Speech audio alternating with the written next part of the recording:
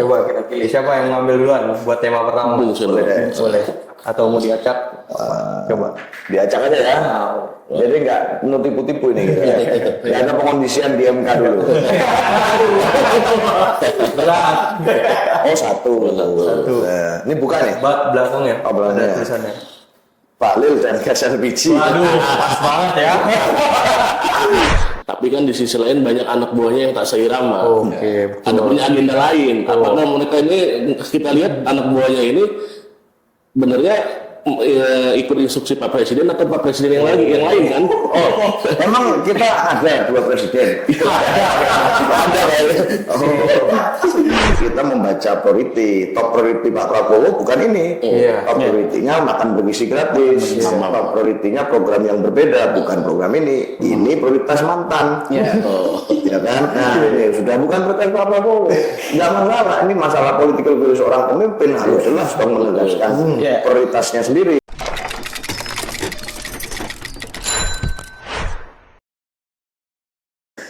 Oke, gimana nih kabar? Pasca 100 harinya presiden, presiden terbaru dan wapresnya yang tiba-tiba AFK. Ada tamu spesial. Ya.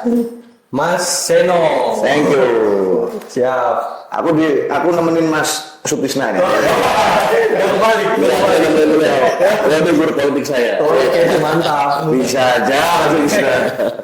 Jadi kita punya 8 kartu nih Mas Seno. Iya. Kita mainkan nih, di balik ini ada tema-tema yang kita mainkan. Coba kita pilih siapa yang ngambil duluan buat tema pertama. Boleh.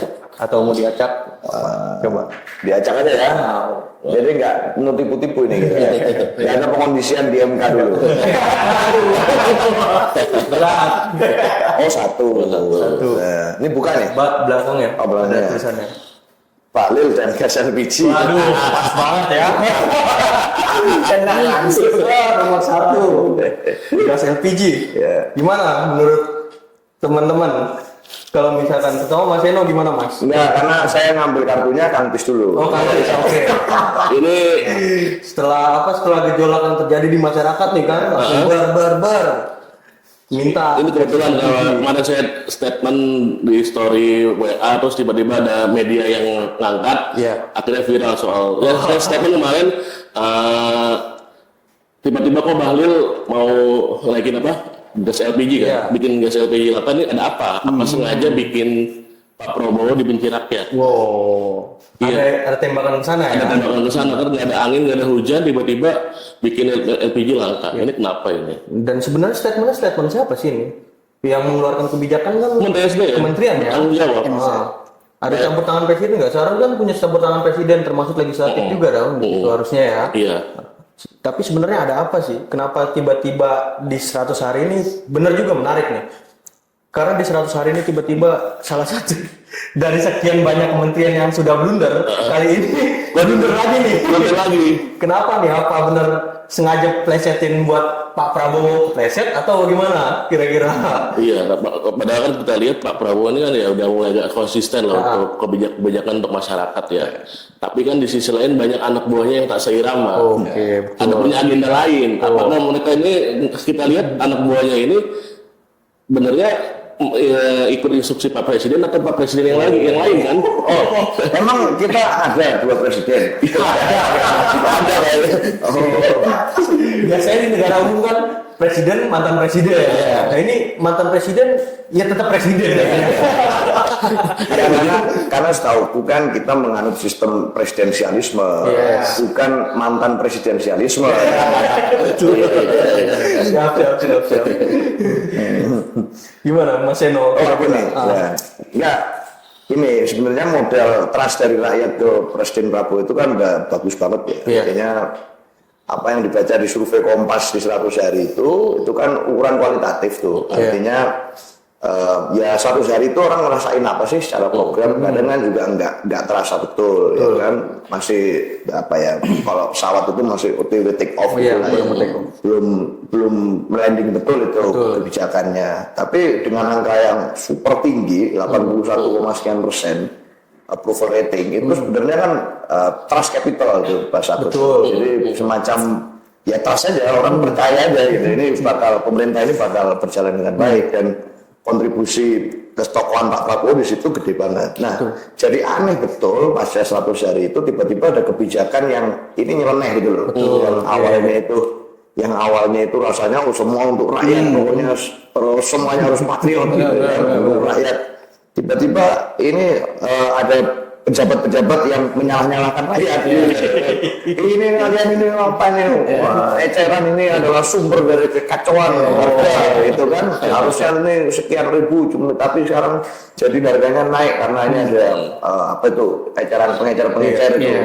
Kalian ini salah, harusnya kalian ini kan jadi kayak seakan-akan kan menyalah-nyalahkan rakyat. Betul. Rakyat kecil kita itu udah setiap hari disuruh berkelahi dengan hidup, ya kan?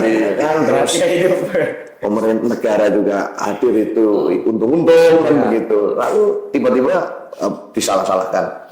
Tragedi muncul, ada ibu-ibu yang antri sampai meninggal dunia yang kita semua sangat berduka itu di situ. Nah, maka dalam hal itu rasanya aneh gitu loh menurutku. Kenapa kok ada ini? Nah, makanya aku juga sepakat tadi dengan Pak Sutisna.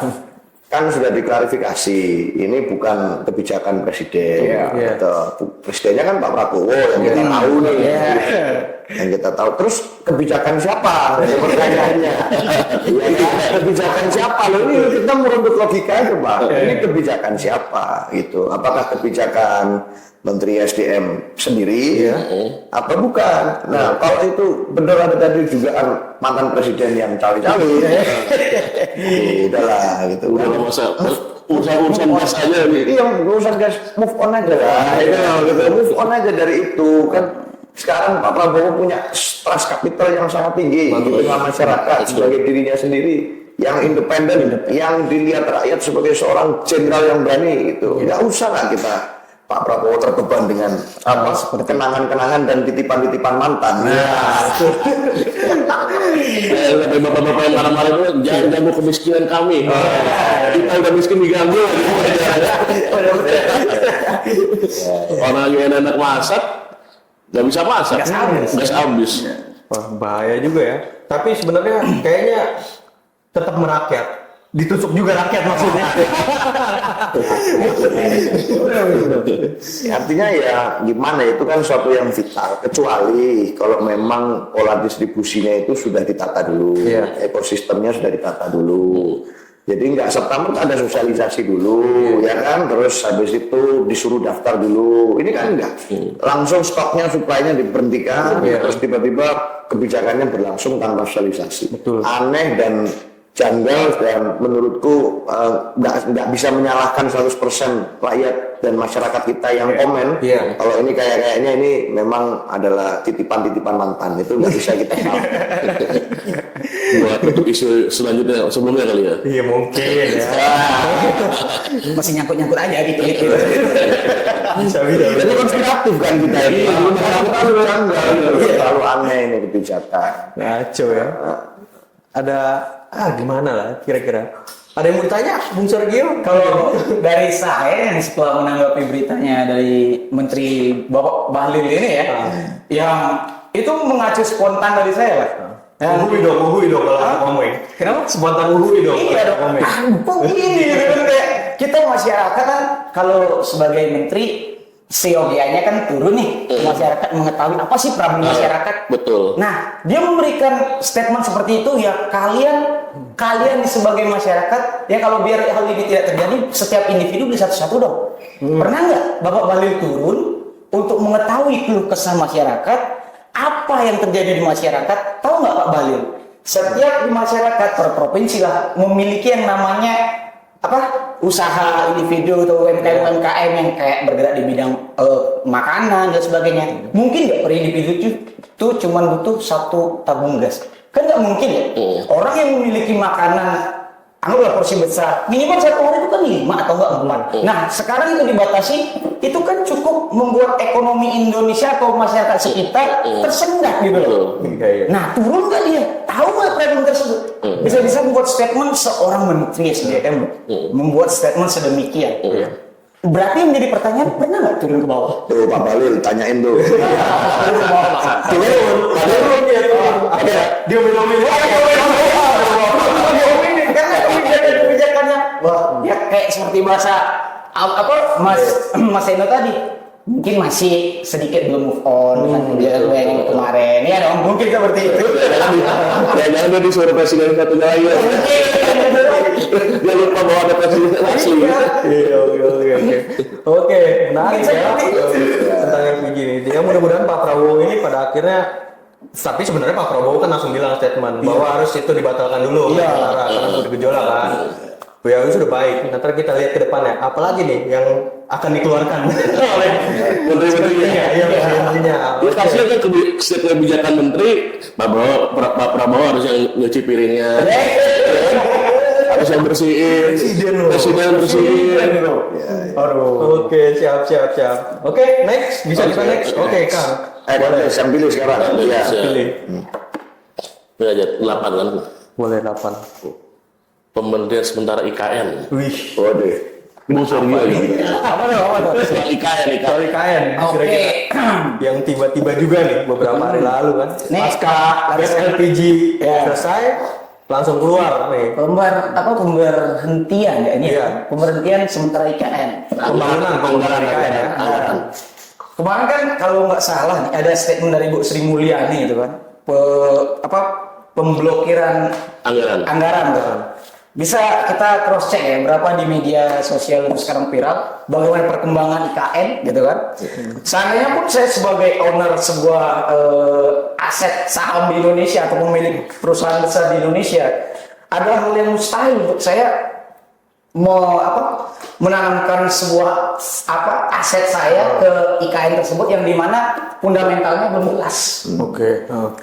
Ini fakta di media sosial jelas kan bagaimana perkembangan IKN sekarang. Iya. Viral itu yang di mana tuh banyak tangga-tangga yang ada alas bukarnya gitu-gitu. Ya, ilalang itu cukup bagus untuk seorang pengusaha atau founder pemilik perusahaan. Nggak mungkin akan gujuk-gujuk menaruh asetnya geblek, menanamkan modal sebesar ini. Emang dia nggak cross check dulu fundamental IKN ini seperti apa ke depan? Iya, betul. Nggak mungkin gujuk-gujuk saya taruh berapa T gitu. Kalau itu down gimana? Stres juga. Uang loh bros, kita bermain di situ. Iya nggak? Iya dong. Oke. Tapi menarik tuh terkait fundamental gimana kira-kira Mas Eno? Ya. Apa sih yang menjadi fundamentalnya daripada IKN ini kenapa tiba-tiba diblokir? Apakah mungkin karena anggarannya memang terlalu besar? Ya. Atau memang karena baik lagi tadi mantan ini masih ada campur tangan? Itu simpel aja, ini soal prioritas gitu kan. Dan prioritas Pak Prabowo hari ini berarti bukan IKN. Iya. Ini kan prioritas Pak Jokowi, bukan prioritas Pak Prabowo. Kita sederhana aja membacanya. Ini kan politik anggaran. Artinya kita membaca priority. Top priority Pak Prabowo bukan ini. Top priority-nya makan bergizi gratis. Top priority-nya program yang berbeda, bukan program ini. Ini prioritas mantan. Ya kan? Nah, ini sudah bukan prioritas Pak Prabowo. Nggak masalah. Ini masalah politik bagi seorang pemimpin harus jelas dong menegaskan prioritasnya sendiri. Nggak bisa dicampur-campurin dengan yang lain. Anggarannya juga nggak main-main, Pak. Jadi buat kita buat aku sebagai katakan ini aku mau melihat dari kacamata yang di luar pemerintahan ya. Ini artinya sudah bukan jadi prioritas ya. Syukur-syukur kalau nggak mangkrak kan gitu ya. Iya, benar. Itu aja, gampang aja. Tapi mana kalau Disna kira-kira? Ini menunjukkan menghilangkan stigma publik bahwa Pak Prabowo belum independen dari mantan. Itu menunjukkan bahwa Pak Prabowo sudah independen. Mulai lah ya. Mulai independen karena dia berani memberhentikan sementara anggaran IKN. Iya. Sementara IKN itu menjadi program paling diidamkan oleh presiden sebelumnya. Ya, artinya gini, kita mesti teliti juga proyek mercusuar itu hari ini harus kita kurangin lah. Kita banyakin ke program-program yang berorientasi pada kesejahteraan rakyat yang konkret, yang real, Pak. Bukan proyek mercusuar. Itu kan proyek mercusuar. Artinya butuh biaya besar, mengandalkan investasi, dan sampai hari ini juga investasi mayoritasnya ternyata dari uang negara. Bukan dari investasi. Kita contoh kalau itu digerakkan melalui MBG, artinya biar perekonomian rakyat bergerak, bukan di-pool di satu pembangunan. Benar-benar. Iya betul. Terlebih lagi cuman di satu kota aja ya nggak merata jadinya ya. Ya artinya ya apa udah dihitung gitu bagaimana efek ekonomi ekonominya secara apa namanya trickle down-nya bagaimana, lalu secara menyampingnya gimana, apakah itu memberi dampak ekonomi ke masyarakat sekitar atau malah dampak ekologisnya itu yang semakin lebih besar. Itu kan kita mesti timbang-timbang. Nah, kalau kita posisi hari ini bukan kita yang perlu nimbang-nimbang, udah tahu jawabannya kita. Pak Prabowo nimbang-nimbang lebih nggak penting gitu ternyata. Iya, betul. Jadi itu aja gitu. Iya kan? Menarik sebelumnya juga kan kalau ditarik dari jauh kan ini kalau kata Pak Prabowo kan mengeluarkan statement bahwa salah satu proyek strategis nasional itu ada beberapa yang ditahan, berarti termasuk berarti ini ya. Termasuk ini ya. Politik anggaran Pak, kelihatan itu. Berarti mau jeli sekali presiden ini ya. Betul ya. Cuman orang-orangnya gimana? Sampai bikin dia. Kita nggak tahu. Yang udah jeli, yang lainnya masih bikin gerakan tambahan. Nah iya. Aduh bahaya. Semoga Pak Prabowo tetap konsisten lah ya, berintegritas. Kayaknya bisa kasih bersama jenengan Pak 80% yang main. Iya Pak. Satu loh itu approval rating 80% sekian itu baru lebih tinggi dari Jokowi. Ya, baru bisa dicapai Pak Jokowi setelah bertahun-tahun jadi presiden. Di periode kedua ini 100 hari udah tercapai. Artinya modal trust capitalnya tinggi banget gitu. Tapi ya tadi syaratnya dari diri sendiri aja Pak Prabowo. Nggak perlu terhalang dengan kenangan mantan. Siap. Yuk lanjut lagi. Lanjut. Kita pilih sekarang. Nomor 2 lagi. Dua. Apa tuh? Efisiensi anggaran. Nah, ini menarik, ada kaitannya juga nih dari obrolan kita. Aku dulu deh. Ini kita tahu lah anggaran kita juga terbatas, ya kan? Efisiensi dilakukan di mana-mana.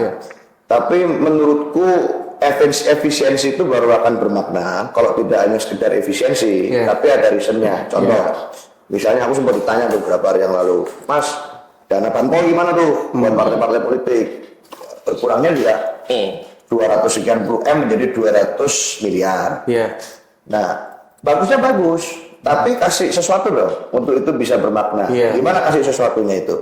Misalnya gini, kita ini kan di seluruh dunia tantangan demokrasi yang paling gede itu kan populisme tuh. Ya kan, populisme itu politik yang mengikuti tren pasar aja. Tren pasar sukanya ke kiri dia. Dari hasil kanan, nggak peduli keselamatan jangka panjang, itu korosi pelembagaan itu nggak peduli, ya kan? MK dibajak ya nggak peduli. Populisme murni itu yang seperti itu. Dan hari ini di seluruh dunia secara geopolitik lagi meningkat populisme di mana-mana. Nah, kalau kita melakukan efisiensi anggaran itu bisa dong sebenarnya kita mendorong pelembagaan partai sebagai kunci dari melawan populisme. Nah, maka banpol itu harusnya daripada sekedar dipotong, bisa didorong juga bagi partai-partai politik yang memenuhi indikator KPI sudah melakukan pelembagaan, misalnya 1, 2, 3, 4 apa tuh KPI-nya. Banpolnya akan diturunkan. Bagi partai yang nggak melakukan pelembagaan, nggak usah dikasih banpol, orang dia nggak peduli pada pelembagaan partai, misalnya. Nah, cara-cara seperti itu akan efektif tuh untuk pelembagaan demokrasi. Sama dengan kebijakan program-program lain untuk rakyat. Jadi bukan sekedar dipotong, tapi pemotongannya juga untuk membenahi ekosistem yang ada di lembaga ini. Kayak gitu kalau aku sih, itu begitu. Gimana kan kalau Sepakat.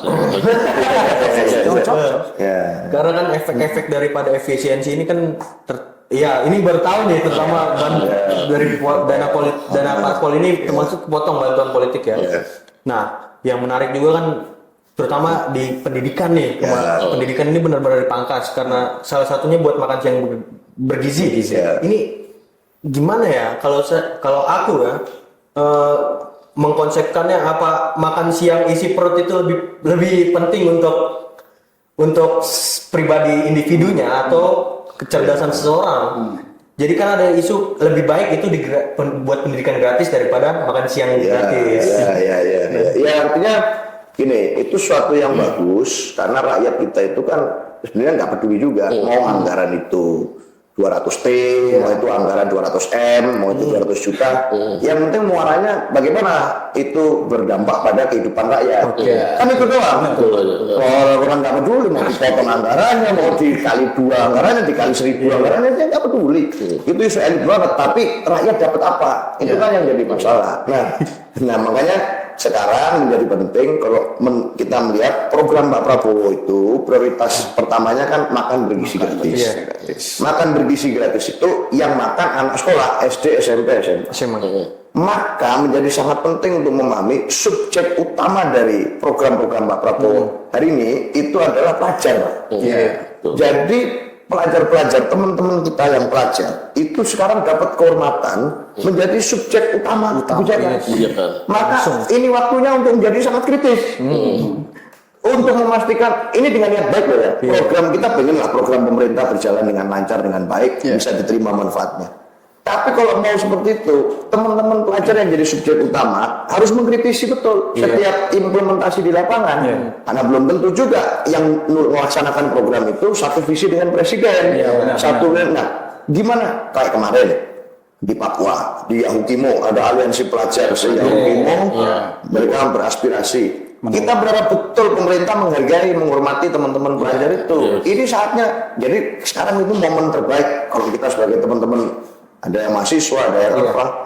Pelajar itu sekarang harus dibangun daya kritis dan daya nalarnya. Karena jadi subjek utama, Pak. Beda dengan pemerintahan sebelumnya. Nah, itu jangan dimarah-marahin kalau itu bilang ayamnya nggak enak, Pak. Dulu Bung Seno ketika pelajar kan sangat kritis. Oh iya, meskipun waktu itu nggak kayak sekarang ya sorotannya pelajar. Sekarang itu program utama, Pak. Tapi baru sadar juga.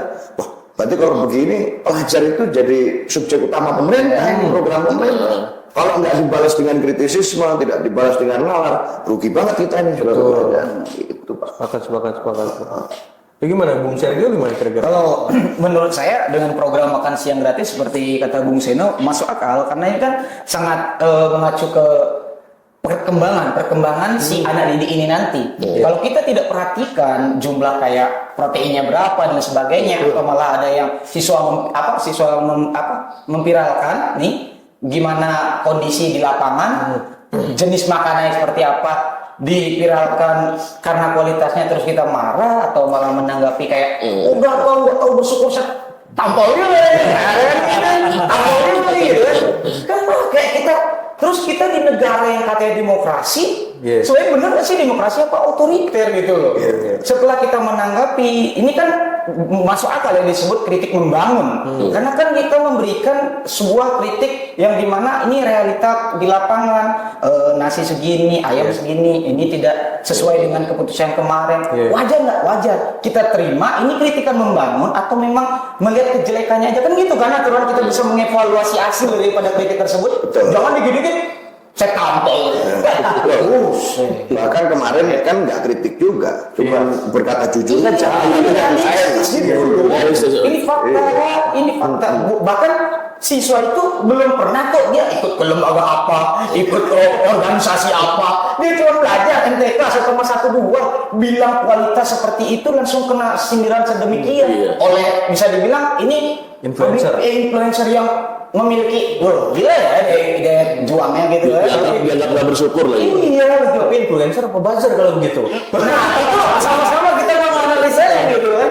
Wah itu Dimarahin juga begitu, dimarahin. Iya makanya kalau membandingkan dengan si pengkritik tersebut kan memiliki anak tuh penanggap memiliki anak ya kalau dibandingkan dengan si anakmu kan jauh lah bos kelasnya gitu loh. Ya kita harus sama-sama memahami lah gimana sih kondisi SDM kita dengan bentuk apa cuman ungkapan-ungkapan realistis di lapangan tuh minimal kita harus memberikan tanggapan yang sedikit banyaknya kebijaksanaan lah, bukan arogansi diutamakan. Kita kan masih anak kecil bos, dia tampil dia anjir ya udah itu kan orang dia baik kan untuk berdiri. Jangan sampai ini kan kita lihat misalnya Pak Prabowo ini 5 tahun ini sibuk membersihkan kotoran-kotoran iya itu. Betul, kasihan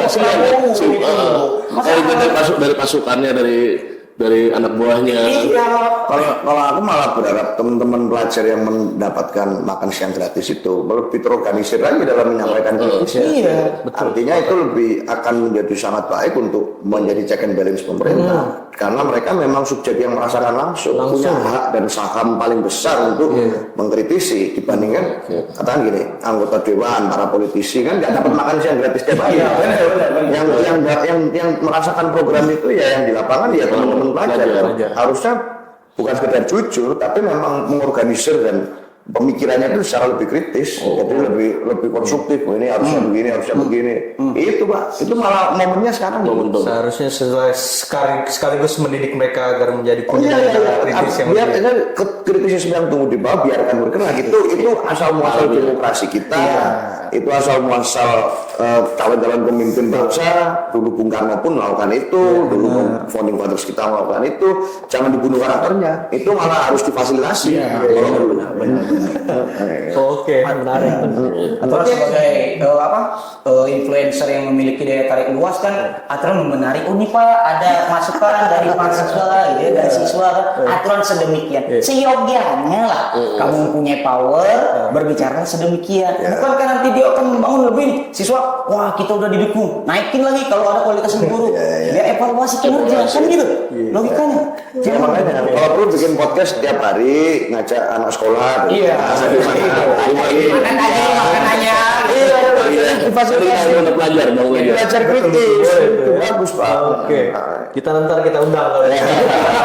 Oke, thanks, Bung. Oke, saya ya. Boleh. Oke, saya pilih yang nomor 3. Oke. Sesuai dengan tahun kemarin. Saya pilih nomor 3 ya guys ya. Oke. Di sini hak DPR tentang dapat mengganti pejabat publik ya. Ini kan baru nih ya, pejabat publik dia baru sempat naik nih. Oke, saya pilih Oke dulu, silakan sikat dulu lagi kosong nih. Hak DPR ini kan seakan-akan DPR menjadi lembaga super power lagi ya. Iya. Bagaimana ini? Kan gawat bos. Iya. Sistem kenegaraan kita tuh sebenarnya apa sih? Yang mungkin terutama anak-anak muda pasti ngehnya kita itu presidensil.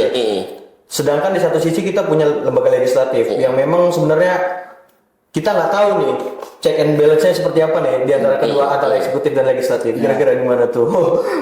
Kang Des gimana? Kang Des dulu. Kang Seno dulu. Ya, kalau aku sih simpel aja ya. Artinya harusnya tidak ada lembaga yang menjadi sangat super power. Tapi hari ini kan kita melihat lembaga super power itu lebih banyak di eksekutif daripada di legislatif. Itu super power artinya ya visible hand dan invisible hand bisa bergerak semua. Itu yang terjadi di mana-mana kan. Dan itu termasuk lembaga-lembaga yang bisa diganti DPR itu sekarang. Ya, untuk bicara tentang power balancing ya menjadi sesuatu yang menarik dalam konteks empiris. Tapi memang harus kita perdebatkan jangan sampai itu menjadi sesuatu yang malah memberikan jadi nggak imbang nih kekuatan politik DPR jadi terlalu kuat dibandingkan eksekutif. Karena selama ini memang lembaga-lembaga visible and invisible hand itu kebanyakan di eksekutif. Itu harus diakui gitu yang itu. Tapi gini, ada satu lagi nih menarik. Apakah ini tuh efek daripada pemilu kemarin atau enggak kira-kira tuh?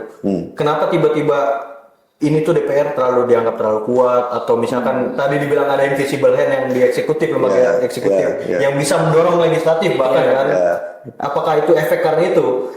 Sementara di satu sisi salah satu partai yang besar ya, kita sebut langsung PDIP, yang benar-benar kuat dari segi manapun, yang menurut saya termasuk di grassroots juga kan. Terbukti pileg menang, pilkada kabupaten dan kota menang. Nah, apakah ada isu kayak gitu? Ya, kalau aku selalu percaya yang penting adalah di pelembagaannya, gitu ya. Jadi DPR itu pun sekarang menjadi kalau ada yang mengkritik kan kaitannya adalah dengan pelembagaan yang itu harusnya bisa lebih dimaksimalkan. Orang merasa tidak terwakili, sekarang lebih terwakili dengan no viral no justice. Ini belum kita ngomong yang lain-lain, kita belum ngomong tentang kemungkinan potensi AI menggantikan politisi. Itu bisa juga Pak, bikin kebijakan udah nggak usah pakai DPR-DPR-an, pakai AI-nya lah. Orang udah tahu, AI-nya udah tahu ini harusnya regulasinya gini, disesuaikan dengan konstitusi. Nggak mungkin bisa dibaca disokok, nggak bisa Pak, karena ini imparsial. Betul. Tapi dengan situasi begitu artinya harus menjadi momentum untuk evaluasi. Boleh-boleh aja punya hak yang seperti itu, tetapi kalau dengan syarat pelembagaannya sudah bagus. Kalau dia punya saluran aspirasi yang matang, dia punya cara untuk mengorganisir dan mengkatalisasi aspirasi masyarakat, bisa. Kalau kayak sekarang orang lebih percaya sama Twitter kan repot juga gitu kan. Betul. Tapi kalau masalah isu-isu politis yang di sekitar itu, hari ini kayaknya lagi rame kas tabung dan bakar laut malah isu-isu politik yang lain gitu kan. Menutupi kasus-kasus yang lain. Bagus lah ya, berarti memang harus move on. Nggak terjebak di situ aja. Padahal intinya berarti bahwa masyarakat itu nggak perlu butuh yang muluk-muluk, itu soal kesejahteraan. Jadi kesejahteraannya ketika diganggu ya semua akan teriak. Gitu. Betul. Oke. Apa kita mau lanjut? Lanjut. Gimana? Apa yang tujuh deh. Nah, pitu itu kalau di Jawa Jawa pitulungan, pitulungan. Pilih nomor 8. Bisa tadi. Udah salah. Di antara ini. Lima Coba deh. ada lagi nggak? 5 deh. 5 ada nggak? Reshuffle kabinet. Oke. Reshuffle dulu. Oke, reshuffle. Coba Bung Sergio dulu. Oke, boleh. Gimana Oh, tanggapan? boleh. Kayak reshuffle. Nih, reshuffle kabinet ya. Menurut saya ini sangat potensial sekali dibicarakan ya di sini. Karena reshuffle kabinet tuh penting gak sih? Penting. Sebagai pemimpin pemimpin eksekutifnya nih yang kita ketahui untuk membentuk untuk memutuskan reshuffle kabinet itu harus nggak? Harus ya. Jadi bukan berarti kita baru jadi pemimpin langsung reshuffle yang terdahulu gitu, enggak gitu. Jadi kan kita pentingnya evaluasi kabinet. Nah, banyak sekarang kasus-kasus viral ya. Kemarin lagi kita tarik seperti yang tadi kasus gas gitu kan. Kita kan udah jelas melihat menteri siapa yang memberikan statement bahwasanya belum mendapatkan arahan dari eksekutif sudah berani berbicara sedemikian.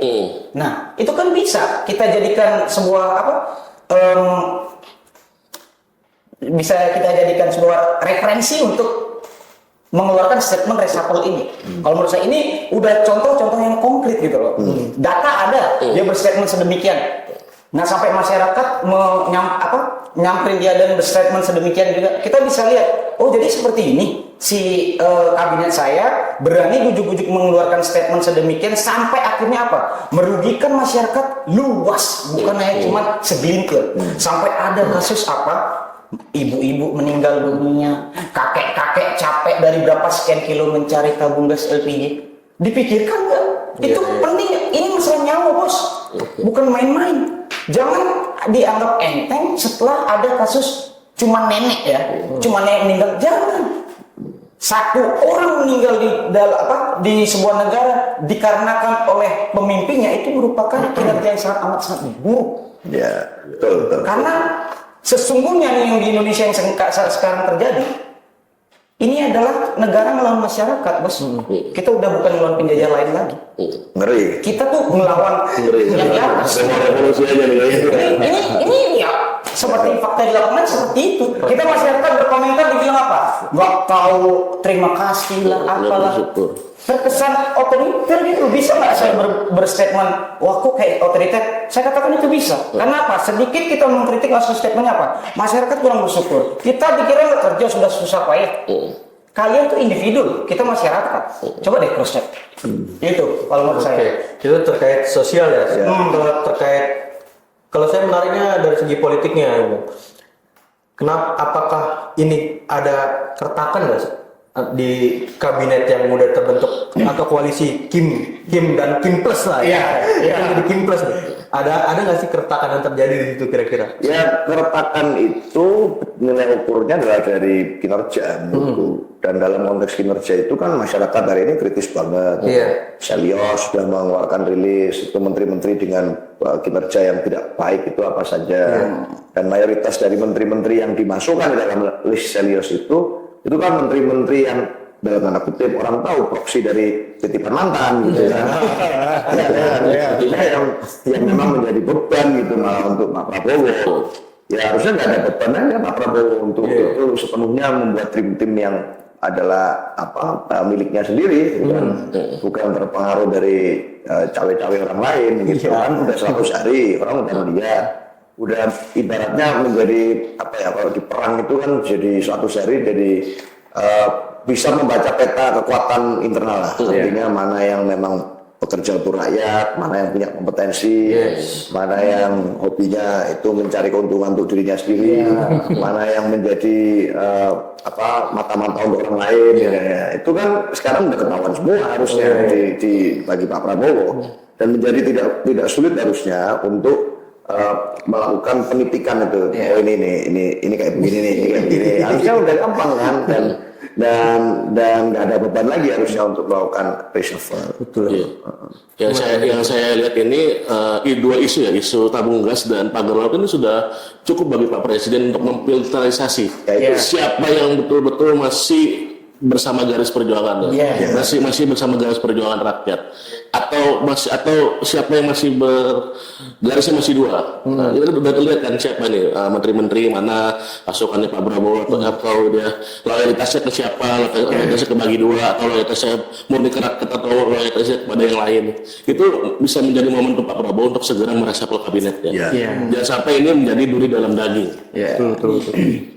Terlebih kalau misalkan kita ngeliat sisi politis buat tembakan ke depan ya. Kalau misalkan Pak Prabowo mau 2 periode, kita nggak tahu ya. Karena ini bisa menusuk Pak Prabowo semua di sekeliling mereka nih. Terlebih presidensial threshold udah nggak ada lagi kan, ambang batasnya. Coba kita gimana ya?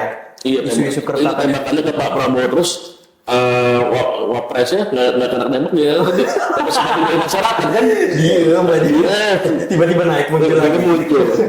Ini bahaya ya. Bahaya buat Pak Prabowo nih kalau nggak segera mengganti kabinetnya. Pak Sulpisna bersedia menggantikan Wapres? Kita lihat Bung Seno sosok pemimpin muda ya. Bisa aja. Sur-surnya dulu. Tapi kalau reshuffle ini bisa nggak ganti wapres kira-kira? Filipina bisa Filipina bisa ya. Oke, lanjut. Oke, coba kita lanjut. Masih ada lagi? Wah, kosong. Kena zong aku. Kena zong nih 2 kali. Berarti pas ya pilihan kita ya. Pas nih. Yang 2 kosong. Kira-kira gimana lagi apa sih kira-kira kalau dari Bung Mas Seno sendiri, gimana sih terkait Pak Prabowo buat kedepannya? Lebih jelasnya deh. Ya 100 hari udah lewat. Sekarang pertanyaannya adalah what next? Masih ada berapa ribu hari lagi sebelum 2029. Ada banyak sekali waktu yang bisa digunakan oleh Pak Prabowo dan kabinet.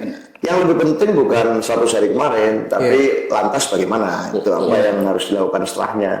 Dan Pak Prabowo kan dari dulu kita tahu punya visi melihat Indonesia itu betul-betul punya keresahan lah, kita lihat ya dari bukunya, dari caranya dia berjuang. Pak Prabowo membuktikan punya fighting spirit lah, kalah berkali-kali, maju lagi dan jadi menang. Artinya kemenangan ini harusnya menjadi waktu yang terbaik untuk Pak Prabowo menuangkan semua keresahannya itu menjadi kebijakan yang pro rakyat.